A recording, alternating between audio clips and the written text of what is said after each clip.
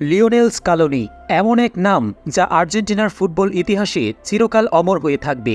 যুগে যুগে আর্জেন্টাইন শিবিরে পদার্পণ করেছে বহু নামিদামি কোচ, তবে লিওনেল স্কালোনি যেন সবার চেয়ে আলাদা।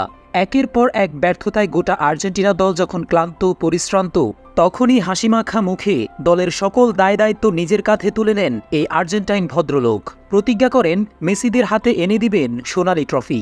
নিজের সেই প্রতিজ্ঞা তিনি অবশ্য অক্ষরে অক্ষরে পূর্ণ করেছেন। দলের দায়িত্ব গ্রহণের মাত্র 4 বছরের মধ্যেই আলবি সেলেস্তেদের দীর্ঘ 28 বছরের শিরোপা খরা মিটিয়ে দিয়ে তাদের ট্রফি ক্যাবিনেটে এনে দিয়েছেন কোপা আমেরিকা ট্রফি। এর ঠিক 1 বছর পরই কাতার বিশ্বকাপে ট্রফি জয়ের মাধ্যমে আর্জেন্টাইন ভক্তদের হাতে যেন আকাশের চাঁদ এনে দেন তাদের প্রিয় কোচ লিওনেল স্কালোনি। যদিও শুরুর দিকে কোনো আর্জেন্টাইন ভক্তই স্কালোনিকে কোচ হিসেবে মেনে নিতে পারেননি। 2018 সালে আর্জেন্টিনার তৎকালীন প্রধান কোচ সাম্পাওলির বিদায়ের পর একজন হাই প্রোফাইল কোচের স্বপ্ন দেখেছিল আলবি সেলেস্তে সমর্থকেরা। তবে একদিকে বিশ্বকাপ ব্যর্থতা, অন্যদিকে বোর্ডের আর্থিক দুর্দশার কারণে নামি দামি কোচ নিয়ে আসাটা ছিল অসম্ভব। তাই উপায় না দেখে শেষমেশ সাম্পাওলির সহকারী কোচ লিওনেল স্কালোনির হাতেই মেসি ডি মারিয়াদের দায়িত্ব তুলে দেয় আর্জেন্টাইন ফুটবল ফেডারেশন। তবে দায়িত্ব গ্রহণের পর থেকেই আর্জেন্টাইন ফ্যানদের রোষানলের মুখে পড়তে হয় স্কালোনিকে। এরই মধ্যে তার অধীনে আর্জেন্টিনা প্রথম কোপা আমেরিকা খেলতে নেমেই বাজে পারফরমেন্সের কারণে টুর্নামেন্ট থেকে ছিটকে যায়। এমন অবস্থায় স্কালোনির জায়গায় অন্য কেউ থাকলে হয়তো নিজের ব্যাগ গুছিয়ে আস্তে করে চম্পট দিত।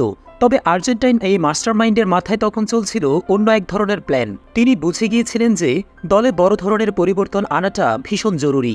তাই কালক্ষেপণ না করে লেগে পড়লেন নিজের মতো দল গঠনের কাজে। আর্জেন্টিনা থেকে শুরু করে ইতালি, স্পেন, ফ্রান্স, নেদারল্যান্ডস সহ বিভিন্ন দেশের ক্লাবে যেসব আর্জেন্টাইন প্লেয়াররা ভালো খেলছিলেন তাদেরকে টার্গেট করতে শুরু করেন স্কালোনি। এভাবেই তিনি আলবি সেলেস্তে স্কোয়াডে যুক্ত করতে থাকেন অসংখ্য নতুন মুখ।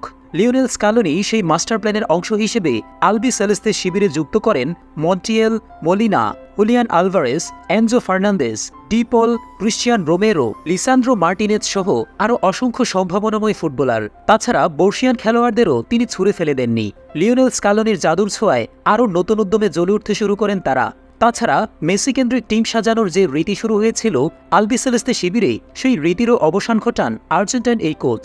তার সাজানো স্কোয়াডে মূলমন্ত্র কিছুটা এমন ছিল যে মেসির জন্য খেলো, তবে মেসিকে কেন্দ্র করে নয়। লিওনেল স্কালোনির বিচক্ষণতা এবং দক্ষতায় ভর করে আর্জেন্টিনার ফরওয়ার্ড থেকে শুরু করে ডিফেন্ডিং এবং মিডফিল্ড ইউনিট যেন এক নতুন রূপ ধারণ করে। তবে একজন বেস্ট গোলকিপারের অভাবে টিম কম্বিনেশনের ষোলকলা পূর্ণ হচ্ছিল না। তখনই কোচ স্কালোনি নিয়ে আসেন তার যুগান্তকারী আবিষ্কার এমিলিয়ানো মার্টিনেজকে। আর্জেন্টিনার ত্রাণকর্তার রূপে আবির্ভাব হওয়া এই গোলরক্ষককে চেনার মতো ক্ষমতা স্কালোনি ছাড়া হয়তো আর কারোই ছিল না। সময় নিয়ে স্বপ্নের মতো একটা দল গঠনের পরই কোচ লিওনেল স্কালোনি তার আসল মিশনে নেমে পড়েন। একে একে জয় করে নেন কোপা, ফিনালিসিমা এবং বিশ্বকাপ। দলকে তুলে আনেন ফিফা র্যাঙ্কিংয়ের শীর্ষস্থানে। তবে এত শত সাফল্যের ক্রেডিট কখনোই নিজের কাঁধে নিতে পছন্দ করেন না আর্জেন্টিনার এই সোনার ছেলে। দলের সাফল্যের ক্রেডিটটা সবসময় খেলোয়াড়দের মাঝে বিলিয়ে দিয়ে নিজের অবদানটাকে নীরবেই আড়াল করে নেন। ম্যাচ শেষে কোচিং স্টাফদের বাঁধন ছাড়া আনন্দ ফুর্তির মাঝেও আর্জেন্টাইন এই ভদ্রলোক মুচকি হাসি দিয়ে এক কোণায় সটকে পড়েন। নীরবে নিভৃতে এভাবেই আর্জেন্টিনাকে সেরাদের কাতারে তুলে এনেও যেন নিজেকে দলের সামান্য কেউই মনে করেন তাদের প্রিয় কোচ।